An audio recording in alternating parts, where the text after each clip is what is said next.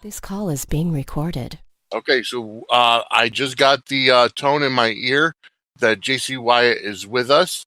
So I'm going to hook it up and make sure that it's all set. And I think we're okay. Here we go. Nope, nope, we don't want that muted. And hello, Jacey. How are you today? I am wonderful. How are you?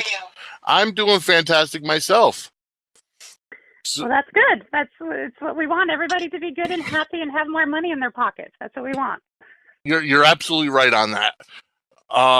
So I wanted to see and kind of welcome you to the Sportswire.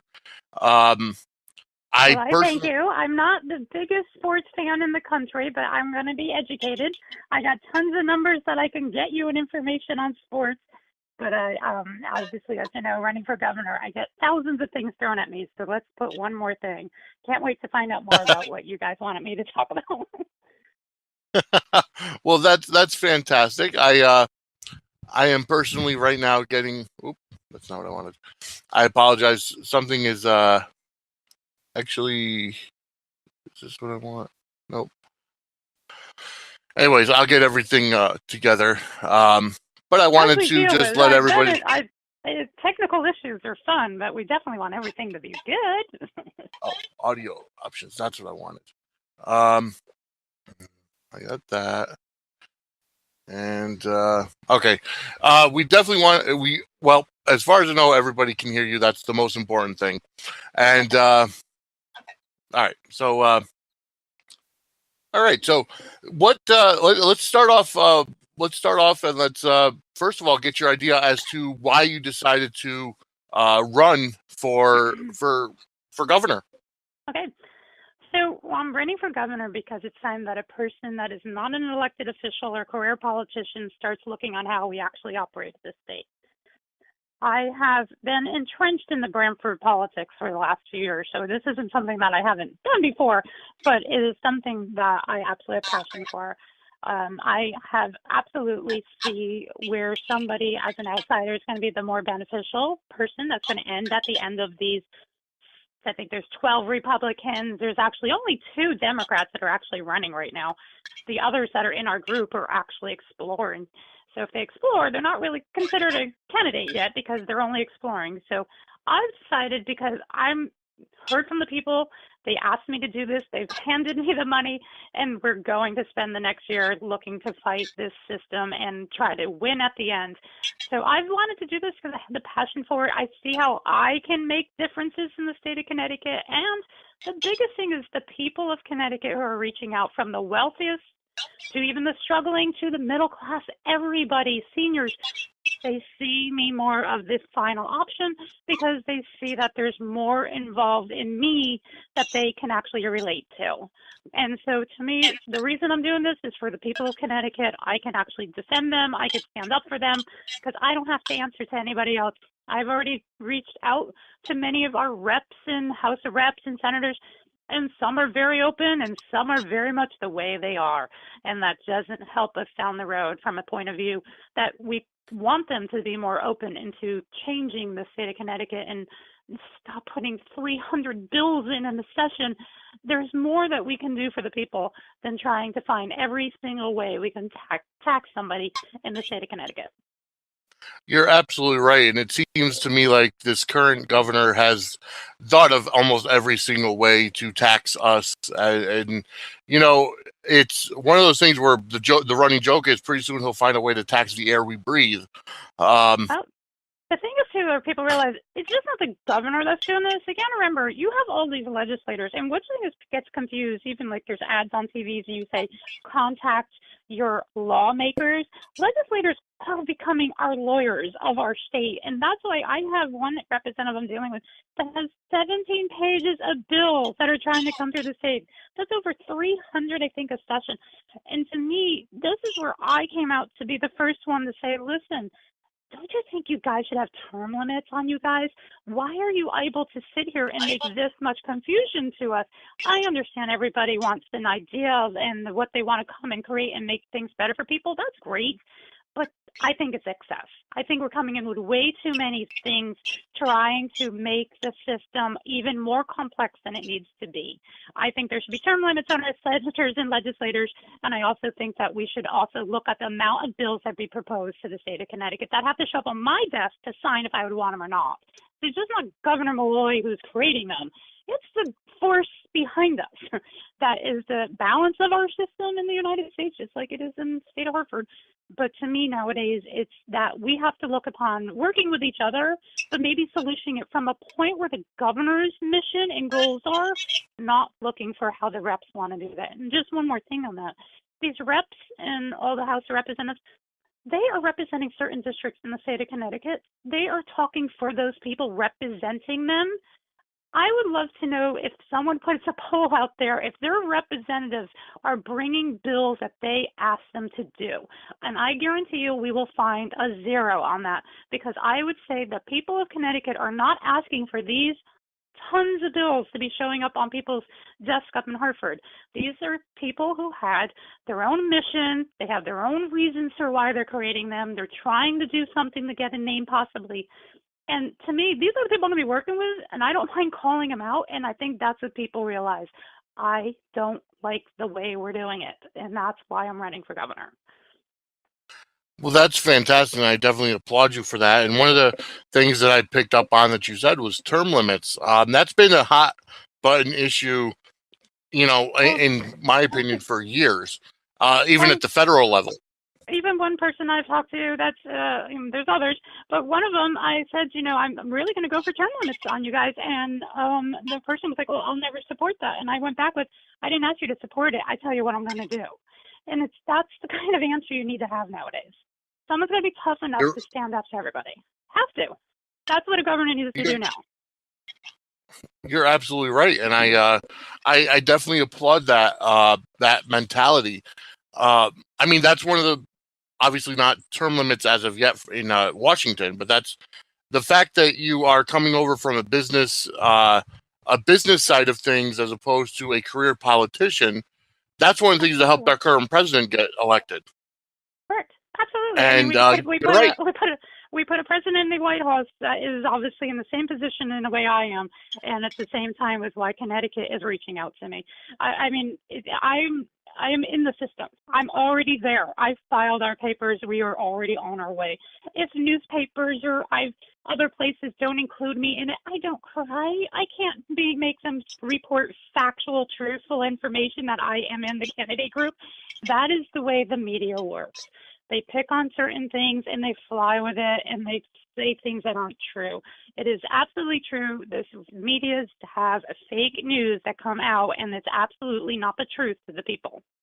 It's not, because I see it. We report back to the editors. Why did you say that? That's not true. And it's interesting how things get twisted, and it's sad that it goes that way. I'm really willing. This is going to be a hard job, and I'm willing to fight for it for a year now. That's where it comes from for me.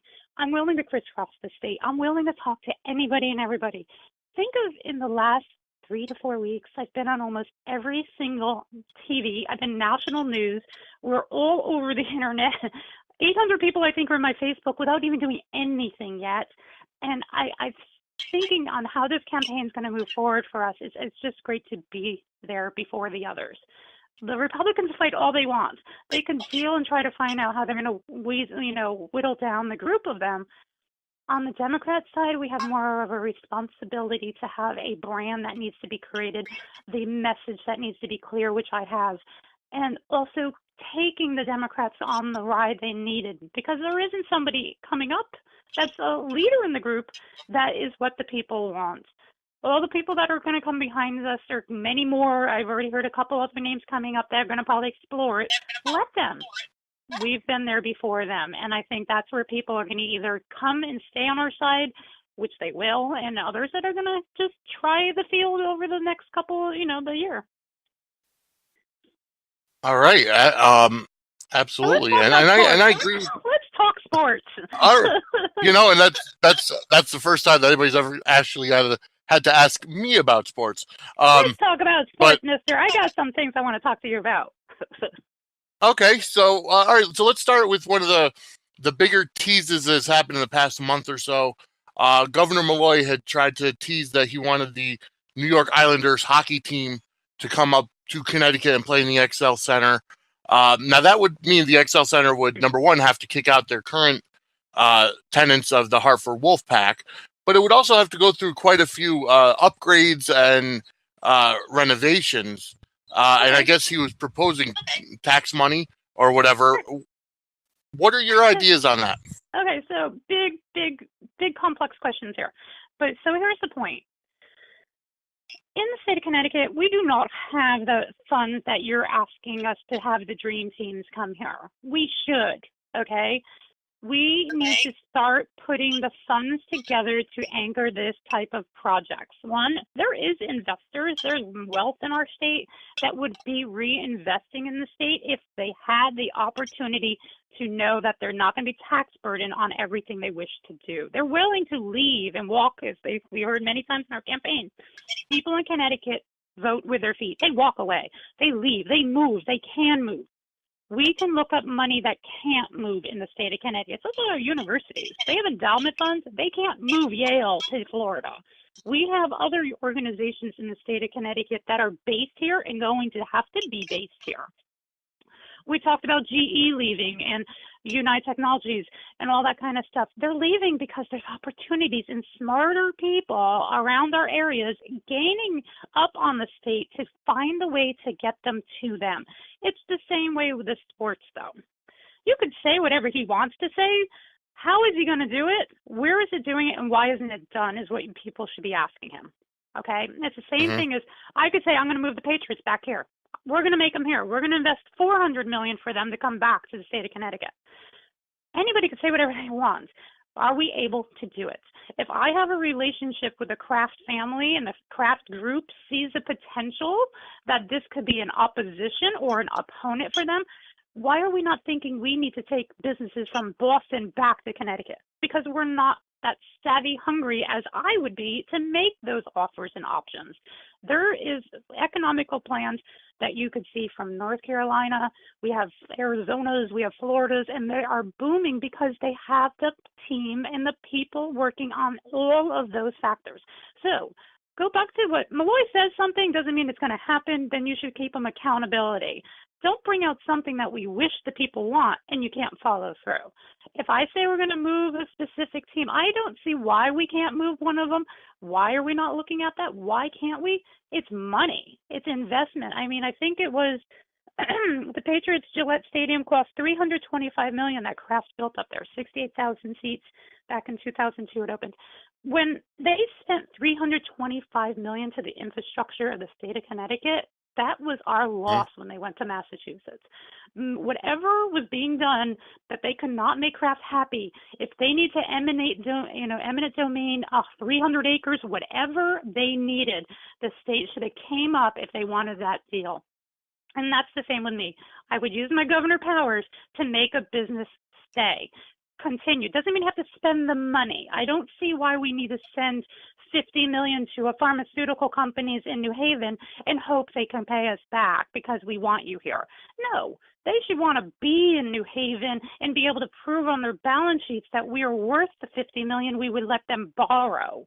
That's a difference from how I see it. And when I'm being in business, this is about numbers. You better show me what you can do and better prove that we can do before we hand you that check. So the same with XL Center. We have a building in Hartford, and everybody knows that Hartford at night, nothing's there. You leave at 6 o'clock. I've been in photo shoots. I've been in meetings there. I've seen things. Hartford is empty, and that's sad. It's sad our capital city has such a difference at night than it does during the day. We're not urbanly planning a city. I come from an architecture background, too. We need to start focusing. I know we had John Larson wants to do it like $1 trillion reconfiguration of 84. It's going to cost us trillions, and to make what? Maybe it better. We built it wrong in the first place is why we're having to spend the more now. And now it's the same with this. If we have an XL Center that's not what it's supposed to be, done. It's done. We don't invest. You build new. Okay, if the convention center needs to go to Stamford and the convention center becomes the new facilities for sports, we need to reorganize the way the state's operating. And it's a point with the same with tourism development and any of the other things. So even with the Yard Goats Hartford, I think we spent $71 million to build that stadium, 6,000 seats. Do people realize that's $11,700 that each one of those seats needs to get back to just get the constructions back? And that's where things got to come back to numbers. It's a great idea. Having sports and doing things in the state is beautiful. Does it have to be in Hartford? Probably because there was nothing of focus there. The focus in Hartford, to me, should be more about the business. Why are we not putting Amazon to build their campus, to build the jobs and the millennials that want to live there with the nightlife and the things that are convenient? They don't need a car. Live on the riverfront, brand new developments that we can do on the river and let them know they can walk to their businesses. It doesn't have to be in the high rise. They could build campuses like they have in the West Coast. And that's where we need to focus. Eventually, if there's a major earthquake on the West Coast, those businesses are going to be shut down. We have a secondary hub that we can put them on the East Coast that they know there's another place they can go during the times of disasters around the country. And that's what the state of Connecticut needs to look at. Hartford needs to start realizing there's only like the insurance capital of the United States. Not all of them even do health insurance that are based up there. They only provide insurances. And that's where we can look at expanding their businesses, looking how they can become the little Microsofts and cybers and biotechs that needs to happen in around all of Connecticut. Okay, I mean, I live in Branford and they want to be a biotech center. This comes from us being great enough to plan. I said this many times, just being a career politician and being elected is not going to work. This is somebody that needs to understand the people, the money, and know that I, as a developer mindset, know how to utilize our services in the state to get something built correctly and utilize it to help the businesses stay. If most of it is on the southern plan, like down in South Carolina, Georgia, they hand them the land. Come build your $50 million plant in Georgia because we're going to hand you the land. That's what the state of Connecticut needs to start understanding as a developer point of view. And that's what a governor needs to see also beyond dealing with all the other stuff we're dealing with a few minutes ago. It's about numbers and perspective numbers that make the money back into funds that other politicians can't touch, by the way. Not all of this goes to general fund. If we're going to put the tolls, I better make sure, and you will hear from me, it's going to an infrastructure fund, and no political sticky fingers are going to touch it except it goes to infrastructure. If it's an $800 million, I think we can get from doing the tolls and making them all chipped and organized, and what tax credits if you live close to Greenwich, blah, blah, blah. All of the stuff that we've heard, we can make money back by charging the people that don't live in the state of Connecticut coming through. And to me, that's what numbers mean nowadays. So if people like Malloy want to say they want to bring a team here, well, if they could, they should have. And then stop telling people, teasing them, or as you said, then do it. You're going to realize, don't move from one to another. New construction is what we need to do. We will find a solution or sell off the building of what was in the past to make something progressively new. There's tons of things I've seen in Hartford that we can redo. It looks like it needs a redo. And if urban development needs to be looked at in the city, that's what we need to do. Because then you get the wealth and the investments outside of the state and inside the state to look upon building the state again together. And that's how I see this. All I could say, I'm here. I'm taking it all in, and all I could say is amen to that. I really like that answer, and I think you're right. I think, unfortunately, when you become a career politician, you're out of touch with reality because we're putting 17 pages of bills together on things that aren't necessary on every one of them. Right, pretty much, and that's all there is. Keeping public safe and finding ways to make money. We have another person that's talking about there's loopholes in the tax system. There's no such thing as tax loopholes. It's called tax law. Tax law is what they're not finding or abetting to if they're not following it. So you either got to follow the tax law or you're not. So if Connecticut is allowing hedge funds to gain the 800 or 500 million that they aren't paying all the taxes on, it's not true. They're paying it on their income tax that they're doing. So people find I hate to say it, I mean, it's among Democrats, Republicans, all feel it's best to go out with a mission and see that they can become the shining star. Great. If there is positives in this, and I could tell you there is some positives, but we work with those hedge funds. We work with these private investors and investment firms in the state and say, listen, kind of not got the same handshake and we're not all fair. We're got to kind of look at this. But we want that extra money not to go to general fund.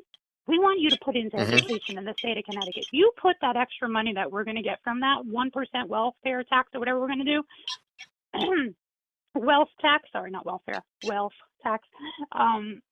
then that money goes to what we specified it for, okay?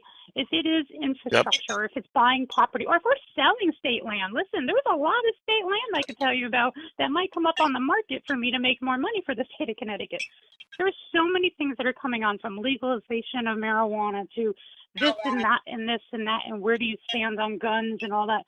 We've answered it, and I come out with the same type of responses. I'm planning to support the Second Amendment here in the state of Connecticut, but I'm also going to give you 7 public safety procedures that we feel the gun manufacturer and the gun people and the owners want within the system. You got to go back to them. They cannot be taxed anymore. They can't give up one more thing, these people that own guns, because they've given up a lot of how they feel. Then we got to respect that. We have to also realize we understand the situations in the state and around the country and all these things. It's out of control. And we need to maybe take that $500 million that went into certain things and put it into safety, put it into how we do that, how we change the guns from being what they are to brand new technical guns. They have to turn them in to get the new technical gun. And that makes the new manufacturer has to build these guns in the state of Connecticut. And it's like, it just all works when you look at a better plan, not just something so small-minded. And that's what the state is. Because I hate to say, these legislators aren't looking at a bigger picture. And if I'm a governor, these people are going to get tons of notes and get a lot more heartache than get it their way. They're going to have to be doing it a little bit more my way. And I think that's somebody, again, I might sound like somebody that has, a mission to get something done, but if we don't, the state of Connecticut isn't going to be in the same financial conditions if somebody like me is not up in Hartford. Yeah, and as speaking of the financial state of Connecticut, I mean, we are, as far from what I was just heard, that we are the second richest state in the country, but we're also I think it's like the 3rd or 5th most debt in the country. So that kind of brings me into your more of an economic plan. One of the biggest things that New York just did was make state colleges free for in-state students, and that does come with a couple of stipulations where after graduation you have to stay in the city or state for 3 to 5 years to try to help build their economy. How do you feel about possibly making Connecticut state schools free for in-state students? Okay, so there's two questions came out of that. First, you talked about the economics and we being the wealthiest, but also being the heaviest tax people also in the state and the union too, by the way, with a governor that is the 3rd most liked Democrat in the United States. We have positioned ourselves in such a negative position. There is no beautiful plan that I can show you that I will be handed because I'm inheriting a mess.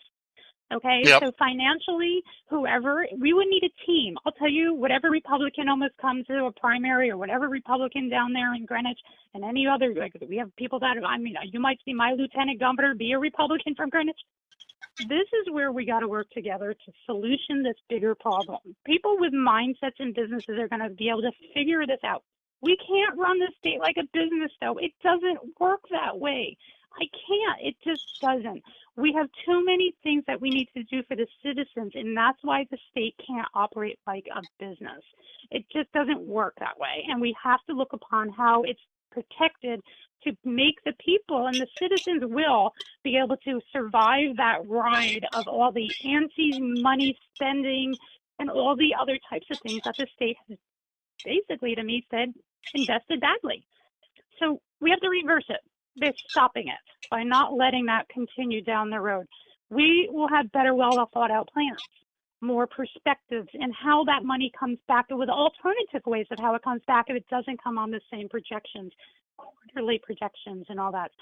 So when you mention that, the economics of the state is about making the state operate and not spend everything before they make it. We should also, our budget should be based on what we know we have before we hand it over. We shouldn't be cutting, as people I think are now bragging, the government's smaller now in Hartford because of Malloy. No, it's not. It's smaller because he doesn't have the money to hire the people. They fired them.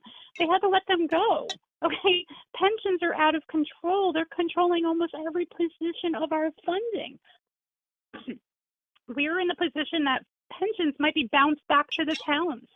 The towns can do it. I live in Branford. We don't have $9 million sitting around. They're going to take it from our rainy day fund, as we call it, just to be able to, if we had to. That makes, if we had emergency, we don't have much money left in it. And that's not where the state needs to push on these problems. It's an answer, it's a solution, how they are up there right now thinking, but it's not a good long-term position. We need to reinvest in the state, take the funds out of general fund, put it into protection. So if you just said we could get this hedge funds before, as I said, and we put that money into education, if I have $500 million in this education fund for what you just said, in-state people could go to college that can't afford it. We have a procedure, a plan. They go through an interview. They put a video together. They ask to prove themselves why they should do it. That's great. But I have the money to give it to them. Okay? I didn't have to take it from Peter to Paul, from you, and you're in New Britain, from I need your paycheck to pay for this. I don't want that. Right. I already got where we're coming from to get the money. It didn't come from anybody's hands in the state of Connecticut to do this. And that's the way they got to look at this, because there's more about the money, the paper trail, and that's what needs to happen. So if we can get the funding, which I would work on one serious education fund bill that we would be able to do this by not taxing the taxpayer to make it happen. There's solutions that we can put that funding available and give it available. Again, the number of how many students need to do that. We got a lot of, I think I'm going to tell you right now, I have a list of exactly how many in state, because we have a list. Hold on. So higher education in Connecticut, we have 1, 2, 3, 4, 5, 6, 7, 8, 9, 10, 11, 12, 13, 14, 15, 16, 17, 18, 19, 20, 21 universities and colleges and community colleges here in the state of Connecticut right now. Okay. So now you're going to be fair to all 21 of them. You're picking who and choosing. You got to go to all of these universities, and we got to agree what they want too. And that's how business works. You got to get these people's voice of opinion too. Just offering a plan that thinks it's great and it could work.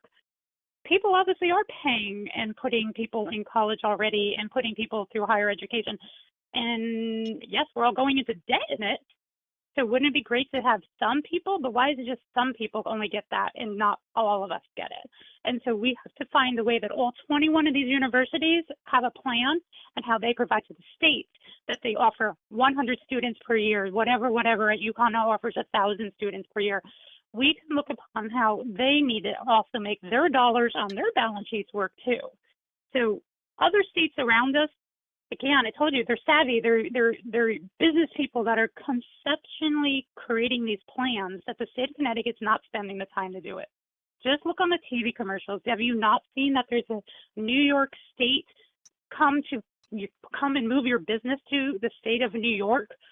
Why is that not a Connecticut one that we know is being played on every single North Carolina TV station? Why are we not, we are not aggressive enough to look at being greedy like they are to find a way to promote and market it. We should eventually then be the same. If we need to put the money, and I'll be the spokesperson in that TV ad to move to Connecticut because there's a new governor and there's a new chief in charge. That's what needs to happen in the state of Connecticut.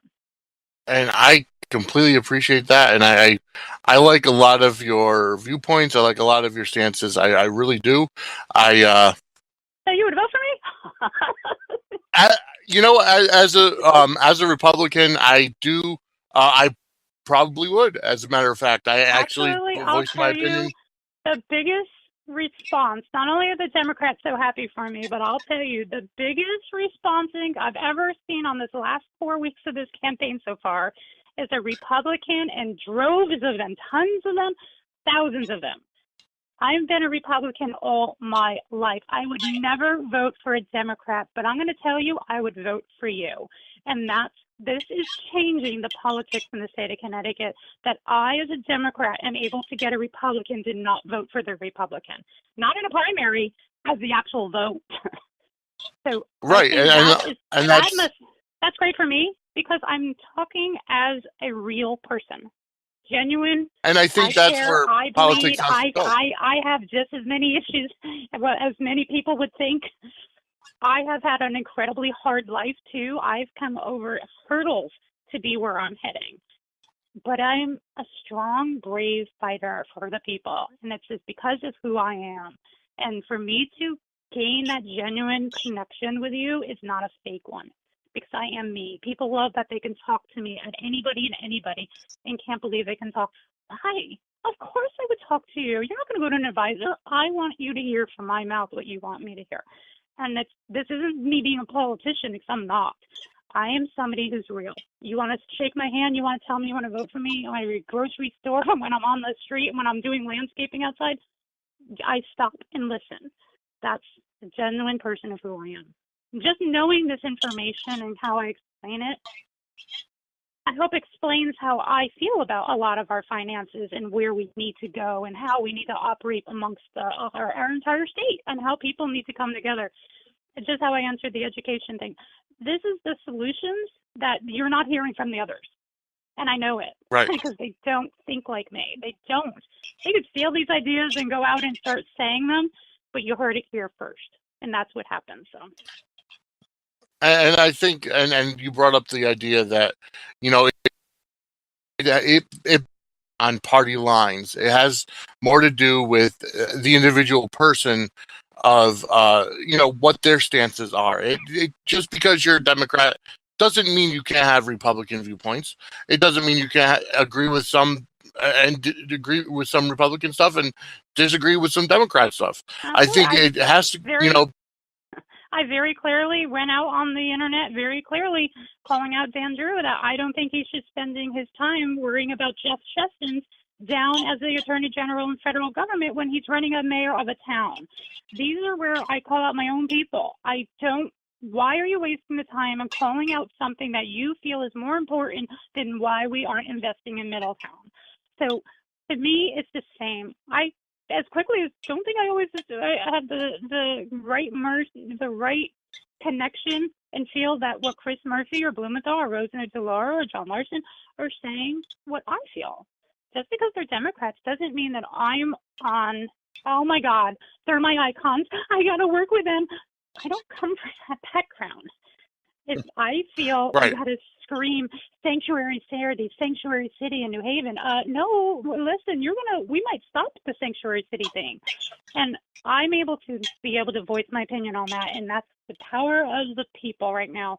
I don't have to agree with everything that either one of the parties is coming up with. Right, exactly. And you mentioned before that you've gone through a lot of obstacles. That kind of brings me to the next subject is that the fact that you are the first first transgender in history to run for governor. I believe, and that's in the country, not even just in Connecticut. But talk to me a little bit about those hurdles. I mean, it's such a hot button issue now. And it has been for the majority of the past 2 or 3 years. Talk to me about some of the hurdles that you have overcome. Okay, sure. So first of all, being transgender from a male to female is a very expensive situation. It could be considered mental health. It could be considered confusion for people, but they're not in my shoes. They weren't able to know when I was born as a child. I grew up with Barbies. I grew up and played around women. I dressed up in my mother's wedding dress. I understood I was a woman. There was a disconnect on the visual form of who I was, but that quickly was found at birth and growing through my adolescent years to high school when I found out, I'm in the wrong body. And the people I grew up with along the way in Branford understood there was something different about me. I didn't always participate in all the fun excitement of being a kid. I went home and stayed to myself or hanged out with my friends, worked, educate, read a lot, but grew up inside myself. And I don't look like any other transgender person. I don't feel, I don't sound, I don't have the body type. I've went through, since 20, I was a model, a professional model throughout the entire country, 3 Bikini International Awards. Most people never even knew I was transgender. Most people don't know. The media made sure that everybody knew, which is fine. Guess what? That makes me upfront and very much to the position. I'm able to handle this. So what? And that's what most people say. So what? I want to know how you're going to keep money in my pocket. I could care less about where you came from. I don't care about your past. And that's great. And I think that's where the position of this is now. It's the right time, the right message, and the right person to represent that group. I've got many people interview me from the LGBT community. They want me to speak for them. They love that I'm doing this for them. But I'm not doing it for them. I'm doing this for myself. I didn't ask to be anyone's spokesperson. I didn't ask to represent the group for the national news. So I became national news. I think in being in this system, your name recognition helps. And I'm pretty sure the media just played that card for me. And I guarantee you there's more people in the state of Connecticut that know I'm running for governor than any other person. So it worked in my favor. But my hurdles. Go back. When people are in my shoes and understand that there's a disconnect from not feeling correct inside yourself, you fix it. And that's how I did it. I spent close to $100,000 on my body to make it look the way it does. It was something that maybe the cost shouldn't be the cost they are. Maybe there's people out there that can't spend this money to make them look like they do. There's hurdles in that part of it. There's people that are struggling, can't get a job, the whole bathroom issue. I know one question came is, you can't go to the bathroom in North Carolina, or now it's passed over, but you can. I always could go to the bathroom in North Carolina. I always could go to the female bathroom in any state, on an airplane, anywhere, because I can, because I am a legal female. My birth certificate's changed, my passport, my driver's license, my paperwork, my physical forms, and anything. As people say, oh, you're only female on paper. But I am in reality, and that's what it is, because people need to reality relate to you in the public. And I don't get questioned as, are you a man or female? And why it doesn't make it confusing. Do you go in the men's bathroom or the female bathroom at 46 years old?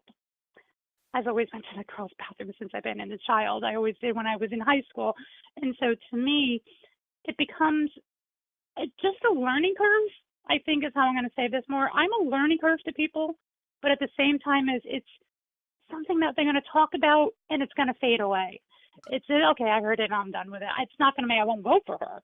It's just, I heard it. So it's okay. It's just like somebody having 16 felonies who's a mayor in the state of Bridgeport that might run for governor. Good for him. If the people want him, there's nothing about your past that should be holding you down. So the same missions for where I'm heading to there. So for me, being in the transgender world of it is part of it, but it's not the most important part. And if it is someone's important part to it, let's educate them, sit down. If you don't like me, and I know you're going to want to say hatred things on the internet, thank God there's privacy and security for us anyways. But at the same time, is they have a right to say what they feel because they're just ignorant at the whole topic. It's too complex Absolutely. for certain people. It's too controversial for them. Well, that wasn't my voter in the first place, okay? But there's 10,000 others that were over that too, okay? So Right. I got to kind of move on from it, and it's something that we just did. Being upfront and honest with the people is more important, I think, to showing the character of who I am. You're absolutely right, and I am 100% behind you on that. When I first met you, God, it was over. I think it was like 10 years ago, or not 10 years ago, but maybe like 6 or 7 years ago. I never even knew. I would have never known that you were. So it was actually somebody who I worked with at the time when I had mentioned that I had met you. that told me that you were a transgender, and I'm like, oh, well, I would never known. I mean, I am completely 100% behind you about being upfront and honest with people about your past, and then also, you know, having people not judge you on your past, but who you are as a person. Getting to know you. I go through the same thing. I've been open about my past, being a registered sex offender in Connecticut. I made a mistake, but that was all in the past. I've grown from it. I've got a great career, and I have this podcast now. Um, and there are still people that say hateful things. But I, Because I people today need to give people a chance. I wrote that again when I right. talked about it in one of my posts the other day. You can't just fight everybody because you can. Give somebody a chance. Give President Trump a chance to do this for us, okay? Give people a chance. If they fail, they're going to fail big time, okay? If this isn't going to work out, it's not going to work out. But let the people have a chance to do what they need to do. You're absolutely right. Just And because JC, I'm in the public, just because I'm in the public eye, I'm obviously will be hit upon more. But I'm already for that game. I already knew what I'm coming in for. It doesn't hurt my feelings what you feel about me. I would love to rather you come and talk to me in person and say that to my face, because at least you can.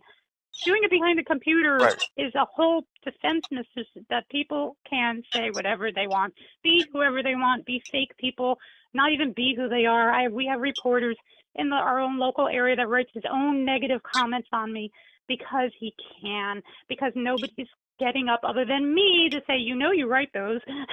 But the point is, the person is in their own misery. They're in their own situation.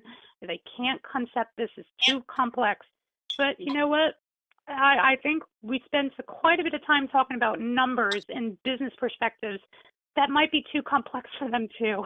But there's something that I do on a basic knowledge every day of my life is why I am going to be possibly the next governor, and also probably showing my fight all the way along the system, because I get the numbers for the state of Connecticut. It's not about being transgender. And you're absolutely right. JC, I'd like to thank you for coming on. It's been a great interview, and I firmly support you 110%. Everything I heard today is fantastic, and I would definitely like to thank you for coming on, and thank you for sharing your story, sharing your struggles, and I wish you well, definitely, in this race in 2018. Hey, coming together, your share with me, this isn't going to be a struggle. This is going to be a fun thing for me, man. I'm willing to work hard and make it happen. And believe me, I respect you. We're friends of friends here. I don't look upon holding grudges and looking at people's past. It's not about that. This is about people moving forward and helping each other. And this is the same way the state of Connecticut needs to start looking at each other. There's thousands of more things I could bring out today that I need to talk to you about. The raising of the sales tax, now how we're going to build the new airports, how we're going to look at doing more for our people, and how tourism could be billions of dollars out of the state. These are the kinds of things that are very important, that are going to be where, your people are hopefully going to support you to support me, and bring those people together. Come to our Facebook. Come like our Facebook. Governor Wyatt is where you could find me. There's 2 Governor Wyatt pieces. Go and Facebook our main page. There's a website being built under Governor Wyatt. It's not going to be launched until May. You'll be able to see every video, every issue, how we're going to put the perspectives and plans together, all of my message to the people. And so there's a lot going on. It's time to catch up, but I'm not in a rush, okay? This is working all in my favor, and I'm glad to be the representative for the people. So I hope all your people want to come and support me down the road. If they want to volunteer, if they want to make a contribution, because they can, it's all set up online. Just reach out to us. Go to Governor Wyatt on Facebook, email me, message me, and I appreciate all your time. I would love to talk more about sports because I think I could have did better at it. It's not a problem. We'll definitely have to I guess schedule if another somebody interview. has a sports team in this state and you want me to be in that outfit and we're going to take a photo together, get it on. Ask me. I'll get in the Yukon outfit or whatever yard goats we need to put on me, because it's time for the people to realize that I'm looking to win this at the end of the game. So. Absolutely, Jacey Wyatt. Thank you very much. We'll have to do another interview, and the fun and exciting we'll do Wyatt, isn't it? The fun and exciting. Yes, absolutely, and very personable as well. Not the politician governors and types of mayors and all the other people that are state reps that are going to be cold and damp with you. This is the energy and the fun that you need in the people of Connecticut, and hopefully they hear my message pretty clear. Absolutely. Jacey Wyatt, thank you very much. We will plan a second interview. Anytime. And all right. Thank you very much. Okay. Bye, everybody. Thank you.